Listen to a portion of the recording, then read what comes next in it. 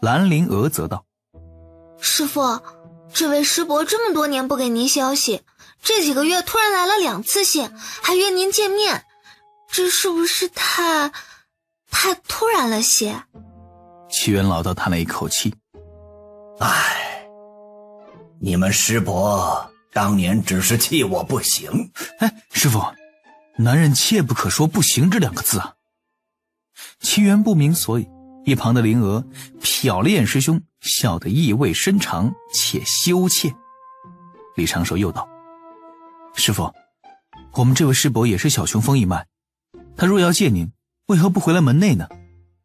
师伯当年外出时并未成仙，用的理由是外出找游历的师祖，但近1000年还未还，按门规当以叛师门论。师父，您如果贸然去找这位师伯，对门内又该如何交代呢？若门内长老问起，师父您如何才能答得问心无愧？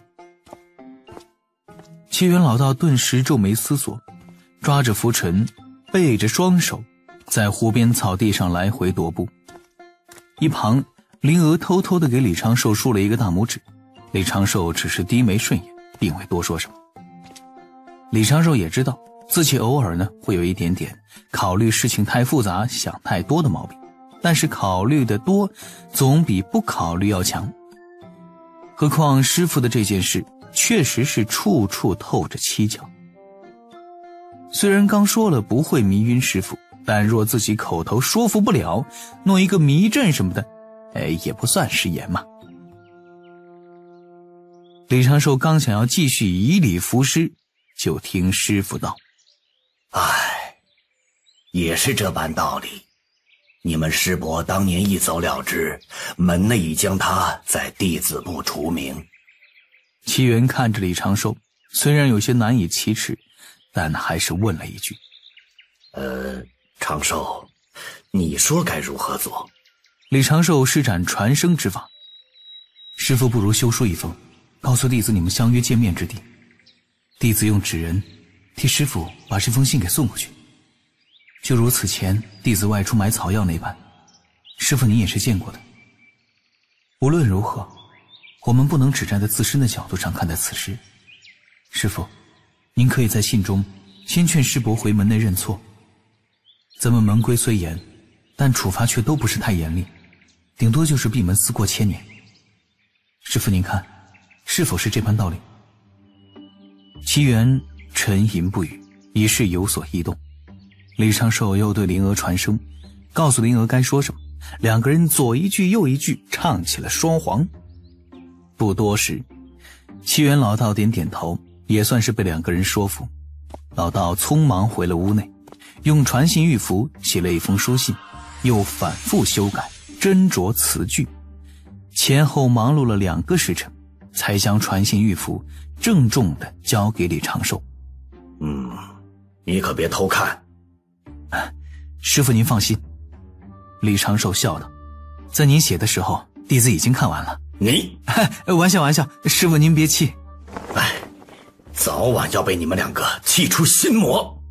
随后齐元老道又说了一下这一次相约的地点：南州俗市东海之滨，一座名为林东的凡尘大城。约定的时间是在2个月后，在大城的东面城头，二人相约夕阳后。李长寿叮嘱师父这段时间就在屋内修行，并加固了师父草庐外围的阵法，隔绝外部探查。师兄，你要怎么做？灵娥偷偷摸摸地凑了上来，小声嘀咕了一句。李长寿并未多说什么，只是让他这段时间不要乱走。我这2个月也不去丹房了，就在草屋中修行。李长寿的目光依然十分淡定。灵娥理了理发梢，小声问：那用我送纸人出山门吗？也不用。李长寿看脸自家师妹，笑道：哼哼，你倒是挺熟悉流程啊。安心修行，等你度过了成仙天劫，再遇到这种事，我自会让你多参与一些。师兄放心，我会努力的。灵娥顿时干劲十足。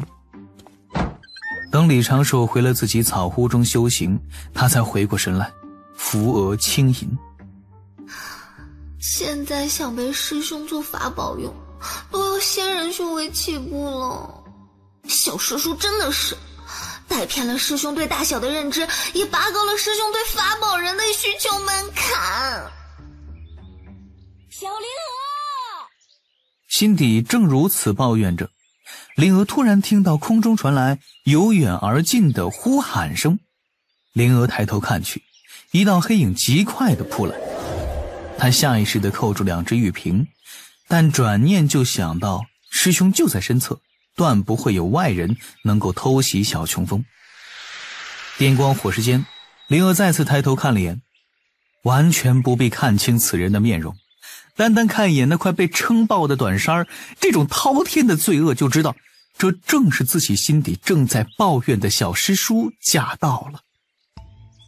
轻呼声中，灵娥刚收起玉瓶，就被结结实实地撞了个满怀，又被九九一把抱起，在原地转了几圈。两个人在草屋前一阵笑闹。师叔，你激得我好难受。感受师叔对你的慈爱关怀吧，小灵娥。师叔，我错了，别拿我养。隔壁草屋，李长寿见状也露出少许微笑，但是心底也是有些担心灵娥的修行。天天跟九九这般玩闹，修行之事不可避免的要被耽误，这点倒是必须要提醒一下他了。不多时，扛不住小师叔进攻的灵娥只能将祸水东引，连喊师兄救命。九九顿时眼前一亮，你师兄出关了，喊他一起过来斗大神，我都半年没见到他了。李长寿无奈地摇了摇头，漫步走出草屋，蒲团都还没捂热呢。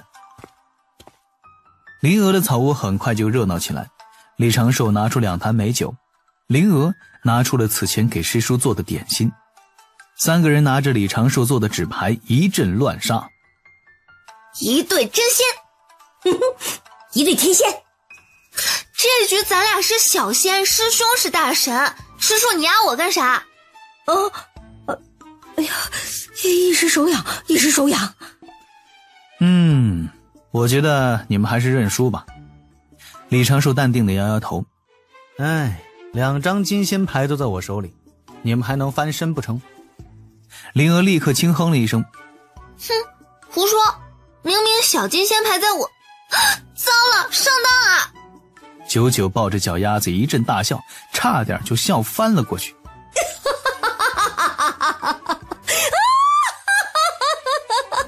就你这样，正此时，门外一个老道晃晃悠悠地走来，正是齐元。师父，齐元师兄。三个人刚要站起来，齐元抬手示意他们不必起身。你们玩啊！长寿、灵娥，陪好九九师妹，为师有事要外出一趟。蓝灵娥顿时眨了眨眼，李长寿已经起身做了一个道揖，齐元摆摆手，笑呵呵地驾云而起，朝着山门方向飞去。似乎是想起了什么，蓝灵娥对李长寿眨了一下眼睛，李长寿微微一笑，招呼他们2个人继续打牌。九九顿时得意洋洋。听见没有，你们师傅让你们陪好本师叔啊！快，好酒好菜伺候着啊！打牌的时候让着我点儿。师兄妹各自轻笑，继续与九九玩乐。李长寿此时正一心二用，却也不影响他的连战连胜。刚才的奇缘老道自然是李长寿用指道人假扮的，并且已经经过了师傅的同意。因为此前连续多线操作指道人，这个时候一心二用已经没有什么负担了。这边本体陪着小师叔打牌说话，那边已经轻松地混出了山门，驾云朝着南方而去。片刻之后，李长寿看了眼这具师傅模样的指道人所带的侧杆石，侧杆石上闪烁着些许光芒，有一道仙石持续查探着指道人。李长寿不动声色，继续向南飞。这一具指道人的面容表情顿时颇为复杂，有感慨，有急迫，也有少许想见不敢见的怯弱，简直比师父本尊更像师父。那一道仙石一直追出去了400多里，随后便渐渐衰弱了。虽然不知道暗中探查者是谁，但是对方的修为，如果依据这般情形推断，可能是在真仙境中期，倒是跟自己此前的猜测互相印证。不过这也只是猜测罢了，李长寿不会凭此做什么判断，得知的信息始终是有些太少了。师父的浊仙气息其实很难模拟，难就难在那几分浊气。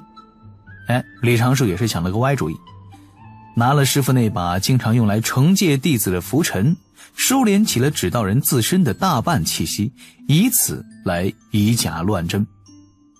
这拂尘，李长寿准备回来的时候帮师父换一把毛更柔软的。离山过千里，取道往南州，飞鸟云清溪，笑我多烦忧。这具扮成师父模样的指道人正自御空。李长寿的仙石在东面300里外发现了一朵白云，白云上有几道渡仙门的仙人，却是外出办事回返的九巫九师以及其他2位门内之士。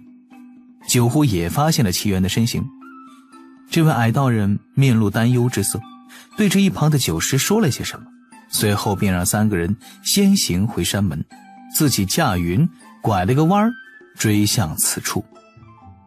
然而九呼并未直接向前，大大方方地跟在300里之外，用仙石锁定在奇缘的身上，想看看奇缘要去做什么。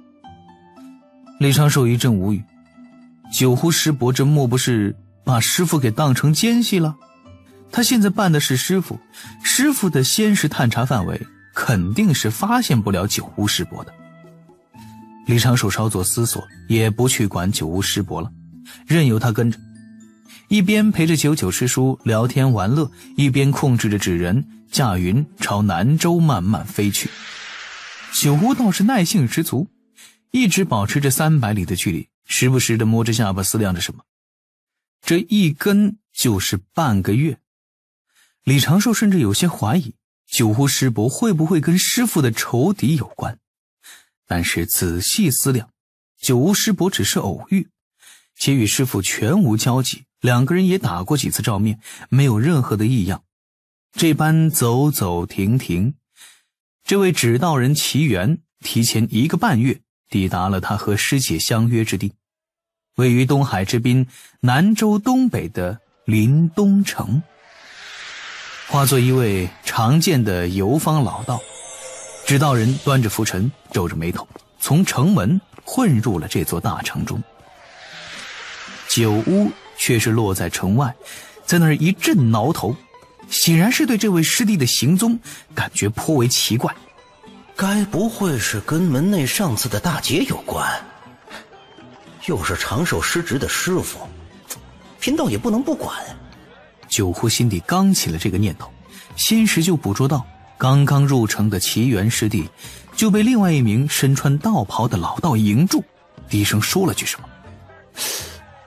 有问题，果然有问题。九呼当下隐匿气息，朝着大城暗中摸去，想要调查一番。这位矮道人自然是误会了。刚才李长寿的指道人入城时，那名身穿道袍修为在化神境的老道径直迎了上来，并非是跟他接头的，也不是言说晚江雨之事。这位老道面容端正，气息平和，凑前之后先拱手行礼，随后就是一句：道友，听说过南海海神教吗？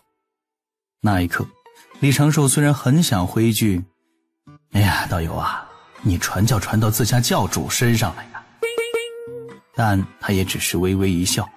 哈哈，我尊崇道德人教。言罢，拱拱手，端着拂尘朝着街内而去。那传教之老道并未多纠缠，只是做了个道揖，说了一句打扰，又回到了在街头角落的座椅上。这件事李长寿自然知晓前因，此前敖乙通过神像跟自己商量过，他也同意了。敖乙背后的东海龙宫眼见海神教功德如此旺盛，发展势头迅猛，就想在南赡部洲的东海海滨也做一点推广。李长寿答应了此事，还是重申了老规矩，就是海神教不可以离开大海边缘。心底感应了一下，发现龙宫的动作当真是迅速。东海这边已经建起了100余座神像。让李长寿稍微安心的是，此时无论是新建的神像，又或者是此前的神像，自己的面容都十分的模糊，只能够勉强看出面部的五官轮廓，也没有了那般神髓。然而在他的神像旁立着的那小了一号的青龙大护法神像就明显不同了。尤其是东海这边，刚开始在那些村寨中建立起来的双神像，李长寿的神像都是用上等的石材，由东海龙宫的匠工精心雕刻而成，除却面容之外，各处的细节都十分考究。侧旁的敖乙神像则是用上等的玉石，由上百位匠工呕心沥血细细打磨而成，面容清晰，五官周正，犄角的细节都是无比细腻。玉像的外面还套了一件宝衣。李长寿当真是想在此事上劝上他们一句，你们就真的不怕被偷吗？不过考虑到龙族久旱逢甘霖的心情，以及洪荒龙大户的底蕴，李长寿也就没有多嘴。反正自己的7成香火功德拿得安稳，敖乙的2成功德也不会因此就增长，剩下的1成是分给各位护法神使，少许被李长寿赏赐给那些行善积德的教众。